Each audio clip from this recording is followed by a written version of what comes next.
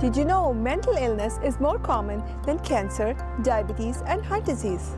Well, we spoke to one of the mothers whose son is suffering from mental illness. It would be about 4 years ago that my son left hospital for the first time. I was feeling a lot of stress. I was having just weird thoughts as well. At that time, I wanted to go to hospital. I voluntarily went into hospital because I was freaking myself out. My son had anxiety. Russell has a history of mental illness. He has been to a hospital for a treatment. So when I got out of hospital, after 2 months, I was on prescribed medication. I was taking it every day, like I was supposed to. And things were starting to get better. I went to school at Camosun. It was this employment training program.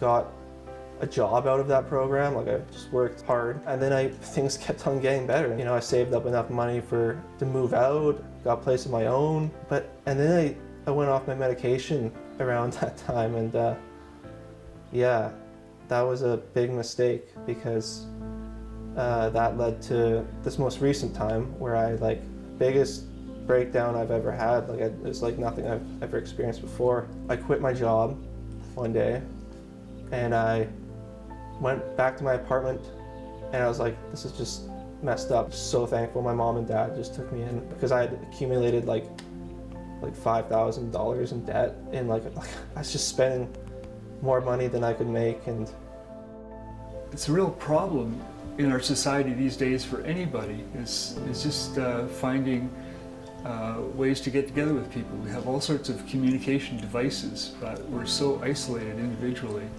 especially if you have a mental illness.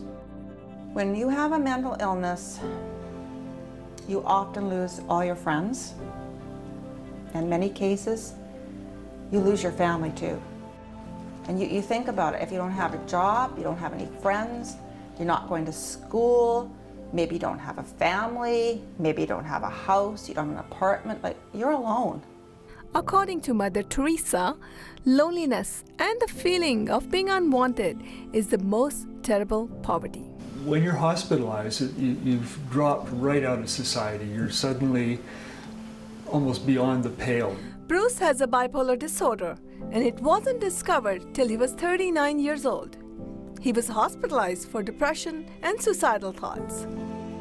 I was lucky I had a family, I had a job to go back to. It was still a struggle to get oriented again, to get back into doing everyday things. Even after 25 years, he's still in a recovery mode. A lot of people don't have those supports. It's one of the reasons I started Movie Monday, was I could see people getting out of the hospital and having nothing happening. Couldn't afford much because they didn't have money, living in a little isolated apartment.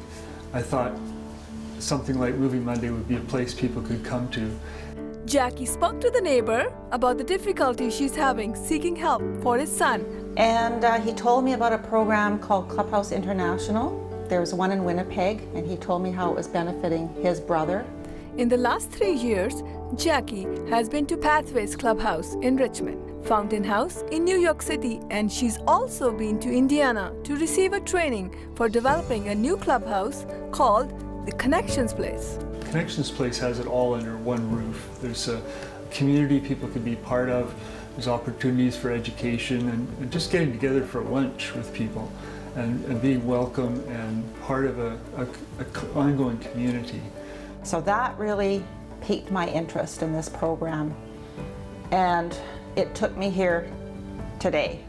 Jackie believes building a clubhouse like Connection Place here in Greater Victoria will provide the community a low-cost option for those with mental illness to gain respect, hope, and opportunities to access education, employment, friendship, and housing. It's all-encompassing. It's not just a piece here, at that address, at that door.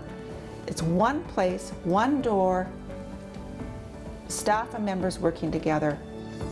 On my bucket list, and my wife agrees with this too, we would love to see a clubhouse developed in Victoria. It's part of our bucket list, a big part of it for me. And so we're putting a considerable donation towards it, and I hope it will inspire others to do the same.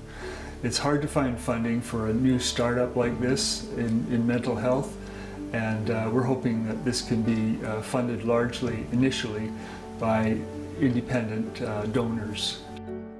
If you think services like this could benefit people in Greater Victoria, then check out their website, www.connectionsplace.org.